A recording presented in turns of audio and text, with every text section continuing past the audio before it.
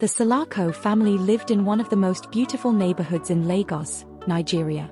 Their house stood tall, painted in sparkling white with large glass windows that reflected the sunlight. The garden was always neat, full of bright flowers, and there was a shiny black car parked in the driveway.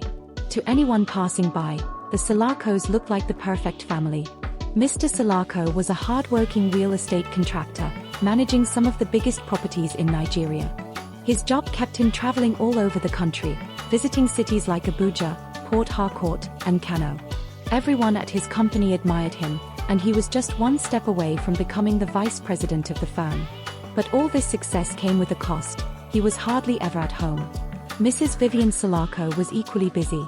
She was the general manager of a prestigious bank, handling clients and meetings all day long. She worked late into the evening, often returning home after Peter had gone to bed. She told herself it was all for Peter, to give him the best life possible. And then there was Peter, their 10-year-old son. Peter was a bright, curious, and cheerful boy. His teachers at school often said he was one of the smartest kids in class, always asking questions and solving problems. He loved drawing, playing soccer, and reading adventure books about pirates and treasure hunts. But there was one problem: Peter spent most of his time alone. Peter's days were quiet and uneventful. Every morning, his parents would drop him off at school before rushing to work. After school, he would take the school bus home, let himself into the big, empty house, and lock the door behind him. At first, it wasn't so bad. Peter enjoyed the freedom of having the house to himself. He would finish his homework quickly, watch cartoons, or play video games. But as the days turned into weeks and the weeks into months, the silence of the house started to feel heavy. Peter missed having someone to talk to.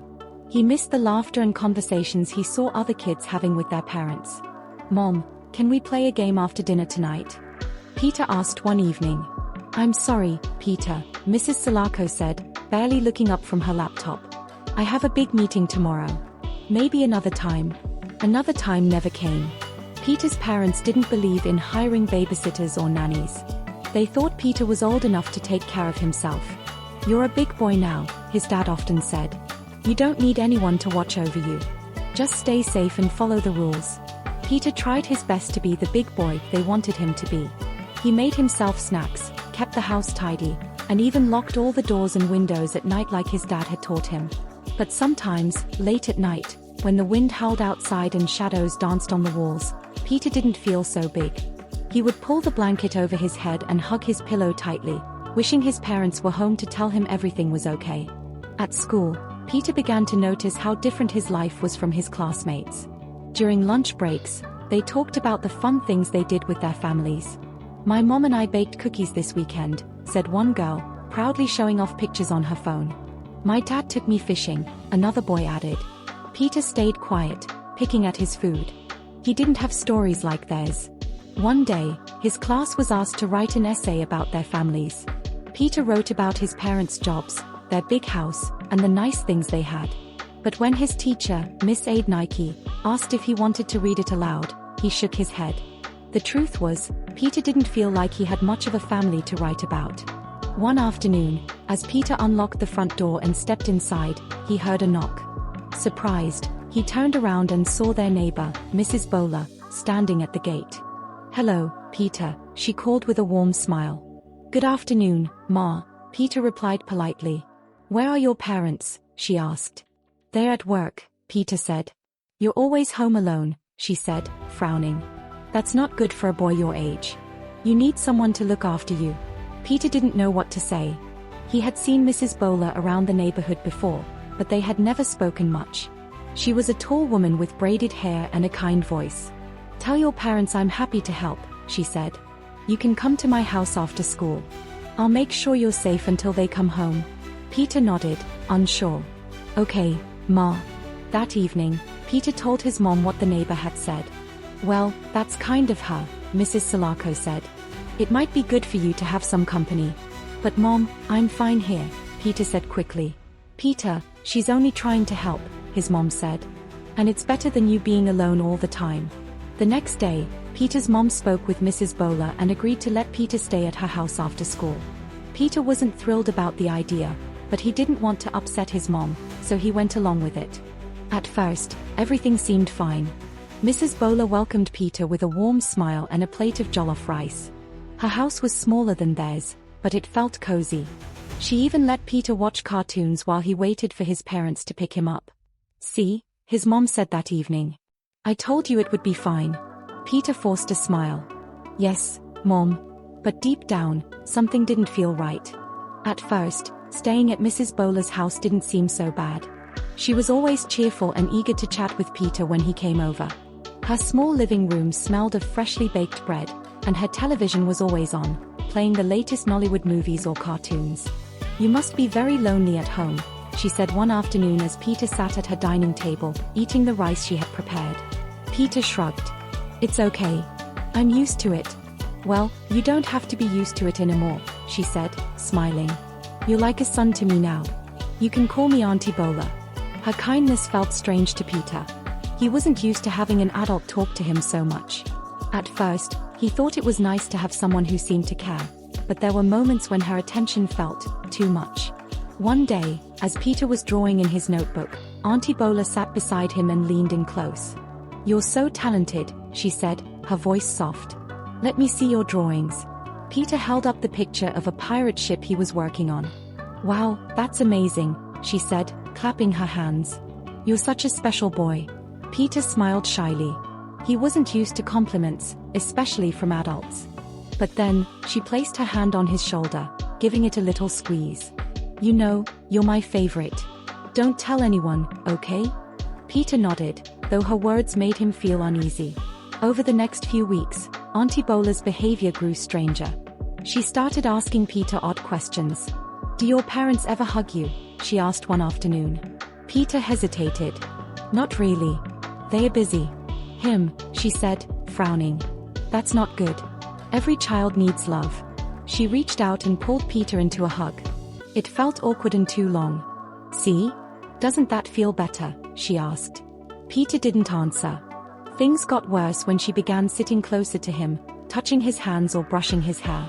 Peter didn't like it, but he didn't know how to tell her to stop.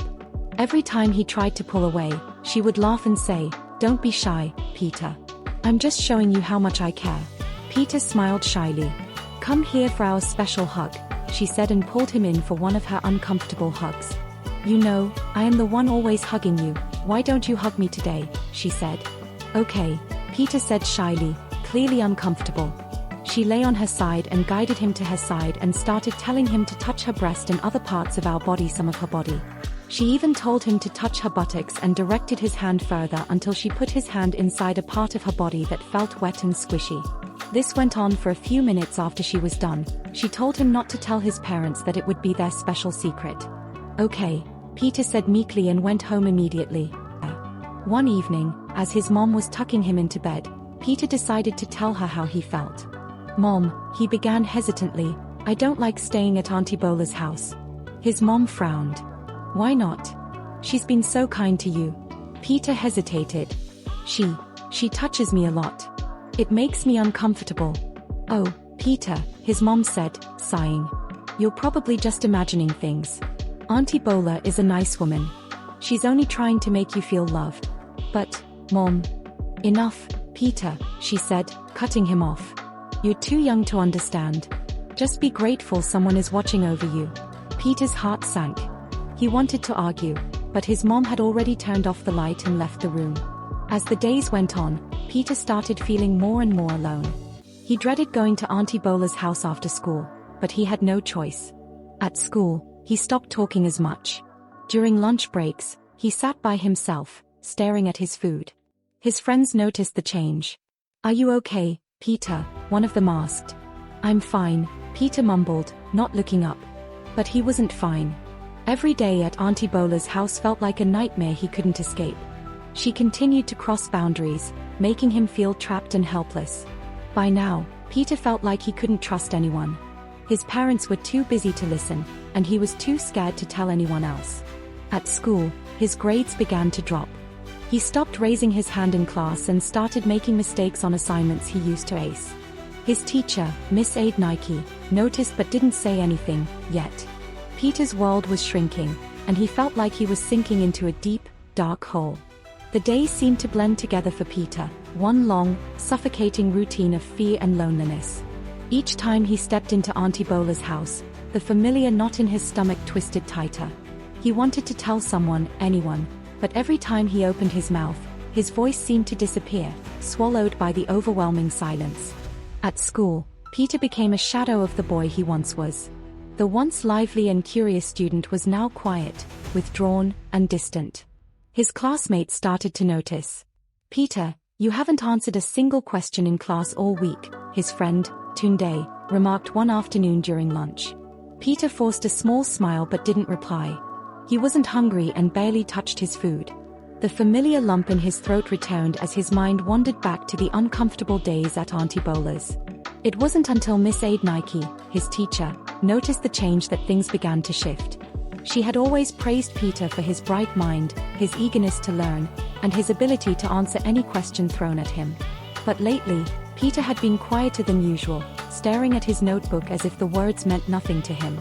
After class one day, Miss Nike asked him to stay behind. "Peter," she began gently, "I've noticed that you're not the same boy I used to know. You're not paying attention in class, and you seem sad. What's going on?" Peter wanted to speak, to pour out everything that had been weighing on him for weeks. But the words stuck in his throat, and he fought back the tears that threatened to spill. I don't know," he whispered, his voice barely audible. "I feel weird, all the time.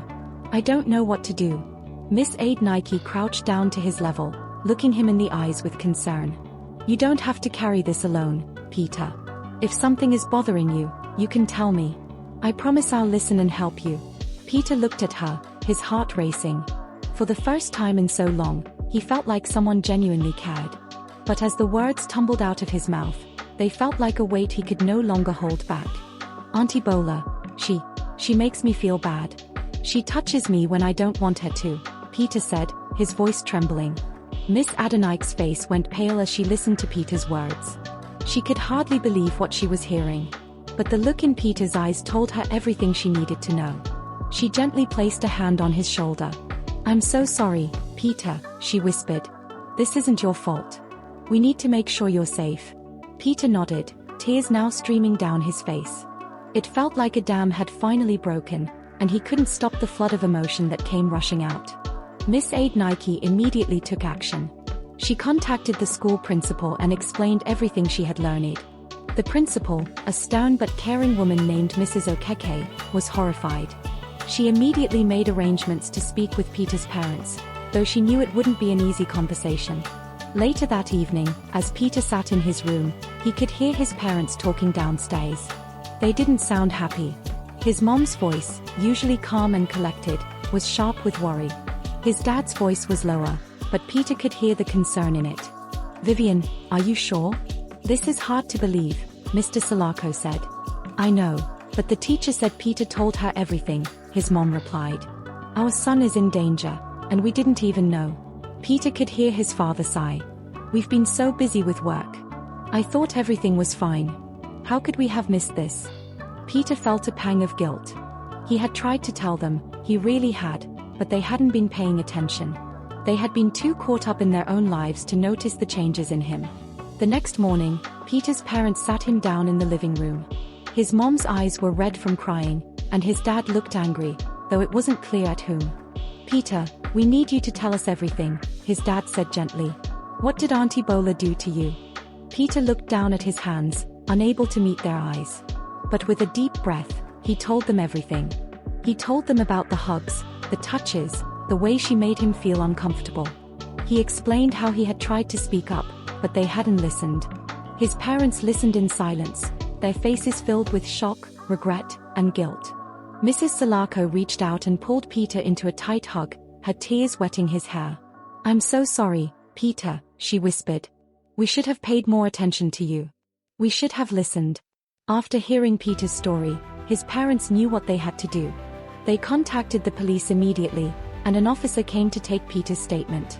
Mrs. Bola was arrested, and Peter's parents promised that they would never let anything like this happen again.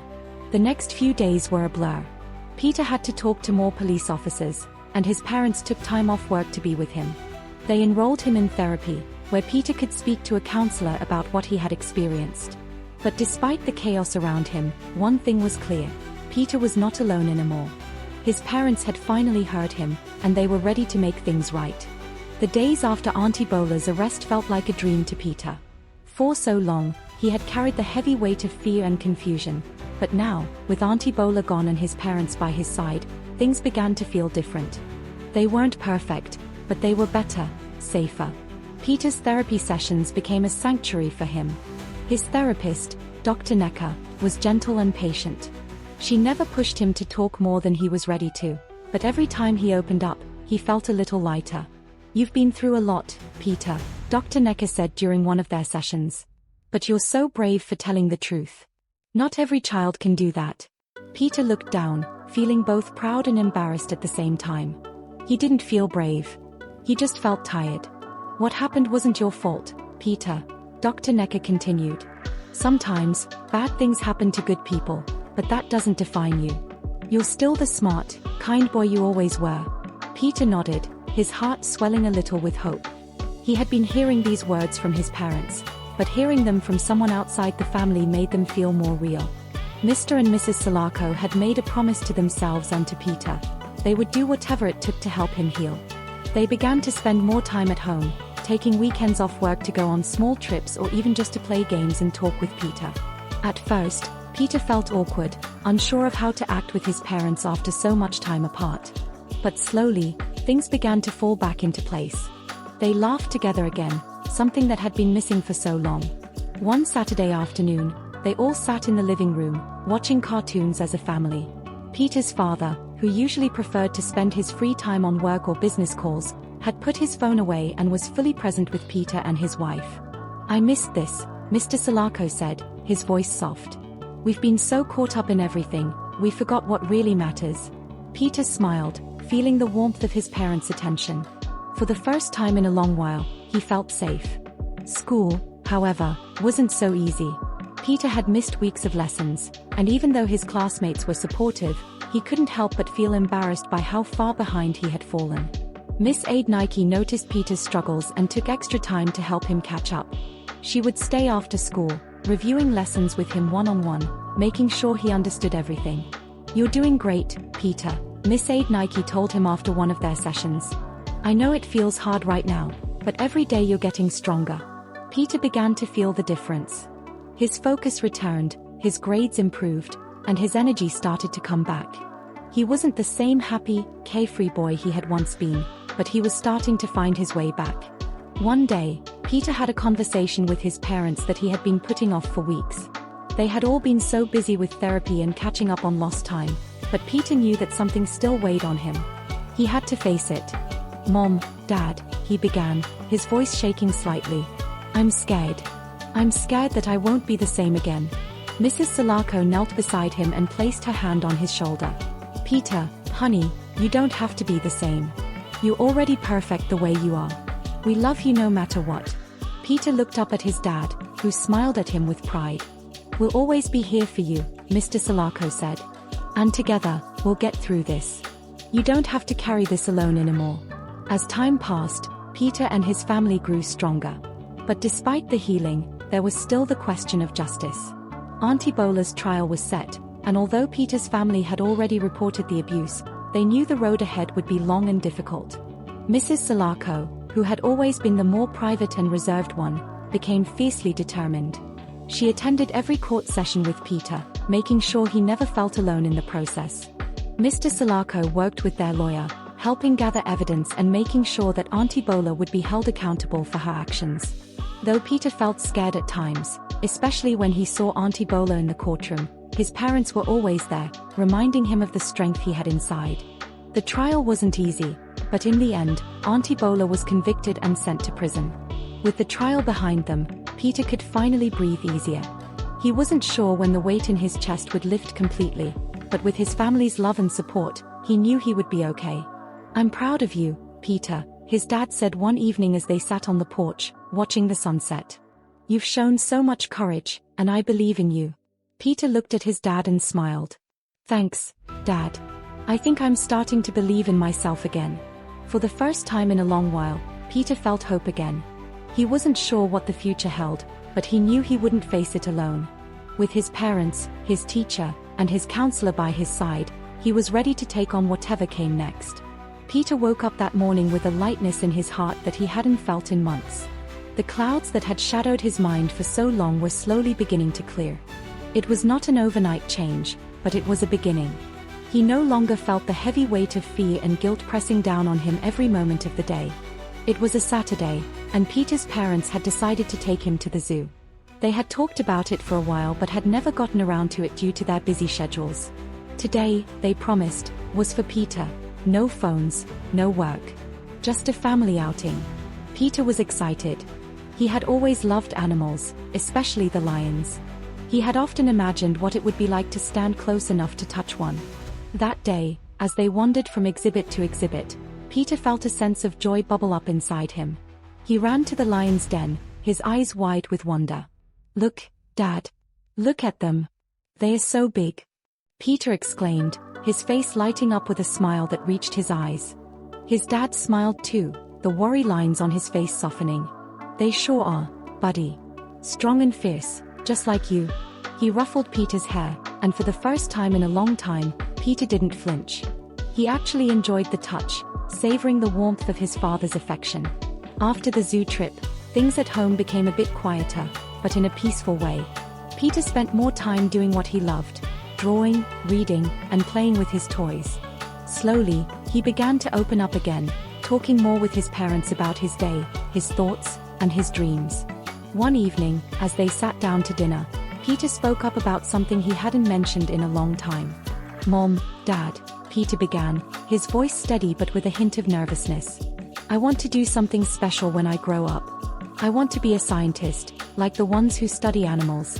Mrs. Salako smiled warmly. "That's wonderful, Peter. I believe you can do anything you set your mind to. We'll support you, no matter what." Mr. Salako nodded, his pride in his son evident. "You're already on the right track, Peter. You've always been curious, and now you're learning how to be strong too. Keep that courage, and the world will be yours." Peter smiled shyly, feeling his dreams grow bigger in his heart. Maybe it wasn't too late for him to find his way back to the dreams he once held. Though Peter was healing, it wasn't a straight path. Some days were better than others. There were still moments when the memories would flood back, and the fear would creep up on him. But every time those feelings came, Peter found a way to cope. He talked to Dr. Necker about his fears, and together, they worked on techniques to help him manage the anxiety. He also took up journaling, writing down his feelings whenever he needed an outlet. Writing became a source of comfort, a way to release the thoughts that swirled in his mind. But most of all, it was the time he spent with his parents that helped him heal. They never stopped showing him love and support. They took him on trips to the park, played board games with him, and simply listened when he needed to talk. Peter's relationship with his parents was stronger than ever. His mother, who had once been too busy to notice the little things, now made it a point to check in with Peter regularly. She asked him about his feelings, his thoughts, and what he wanted to do each day. Even Mr. Salako, whose focus on work had always been intense, now made time to connect with Peter. They would spend hours playing basketball in the driveway, talking about school, or simply sitting together to watch a movie.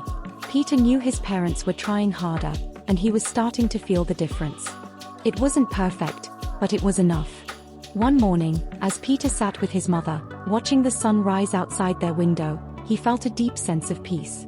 The journey to healing had been long, and it hadn't been easy. But now, Peter could finally breathe again. His parents had learned the importance of being present, and Peter had learned the importance of speaking up and trusting those around him. Together, they were a family again, stronger and more connected than ever. "Mom," Peter said softly, "I'm glad I can talk to you now." Mrs. Salako looked at him with a tender smile. "I'm glad you can too, Peter. You're my son, and I'll always be here for you." Peter looked out the window, feeling the warmth of the sun on his face. It felt like the start of a new chapter, one where he could be himself, without fear, without shame. His parents were there, and they would always have his back. For the first time in a long time, Peter felt free. Months passed, and the air at the Salako household felt lighter. The shadows that once loomed over Peter's heart had gradually faded, replaced with new hope. He was growing stronger every day, and his parents were more determined than ever to support him, to nurture his dreams, and to protect him from anything that might try to dim his light. Peter was no longer the quiet, withdrawn boy he had been before. He had regained his confidence, though it was still fragile at times. His days were filled with laughter, curiosity, and the pursuit of his new passion, animals and science. His journals, once filled with hurt and confusion, now held sketches of animals, notes on their behavior, and ideas for future inventions to help protect them. "I want to help animals, Mom," Peter said one day, his eyes shining with excitement. "I want to be like the people who study them in the wild. Maybe I can make a difference, just like they do." Mrs. Salako, her eyes welling with pride, knelt down to hug him. "I know you can, Peter. You're already on the path to something amazing. We're with you every step of the way." Peter smiled. He didn't know exactly how he would help animals, but he knew it was a dream he wanted to chase. And with his parents' unwavering support, he felt ready to face whatever came next. Peter's healing journey wasn't over, but he was no longer afraid of the world around him. He no longer feared being alone or feeling misunderstood. His school performance continued to improve, and he was once again the bright student who loved to ask questions and explore new ideas. Miss Adenike noticed the change in Peter as well. She was proud of his progress and often praised him for his hard work. She took the time to encourage him whenever she could. "You're doing so well, Peter," she said one afternoon after class. "I can see your passion for learning returning. Don't let anything stand in your way." Peter beamed with gratitude. For the first time in a long while, he felt like he was truly succeeding, not just for his parents or his teachers, but for himself. Peter's healing had also brought something unexpected into his parents' relationship, a renewed sense of unity and purpose. Mr. and Mrs. Salako had always been a loving couple, but the strain of their busy careers and Peter's trauma had created distance between them. But now, they spent more time together, talking openly about their feelings, their fears, and their hopes for the future. They had learned that their marriage needed the same attention as their relationship with Peter. And just as Peter had found healing through love, so too had their relationship. On weekends, Mr. and Mrs. Salako would go out on dates, leaving Peter with his favorite aunt or a close family friend. They found that these moments of connection helped them to rediscover the strength they had once had as a couple, and their bond grew even deeper. "I'm proud of how far we've come," Mrs. Salako told her husband one evening after dinner. "We've been through so much, but we've made it through together." Mr. Salako took her hand and smiled. "We've built something strong. I believe we can handle anything that comes our way." As Peter's confidence grew, so did his understanding of the world. He realized that he had the power to shape his future, and though there would still be challenges ahead, he was ready to face them with the strength he had gained. One afternoon, as Peter sat at the kitchen table working on his latest science project, his parents came in with big smiles. "We've got some exciting news," his father announced. Peter looked up eagerly. "What is it, Dad?" "We've decided to take a family trip to the zoo in another city. And we're going to visit a wildlife reserve too. We think you might like it," Mrs. Salako added, her eyes sparkling. Peter's face lit up with joy. "That's amazing. I can't wait." The trip was a turning point for Peter. It wasn't just a vacation, it was a symbol of everything he had overcome. He had started to believe in himself again, and the world was full of possibilities.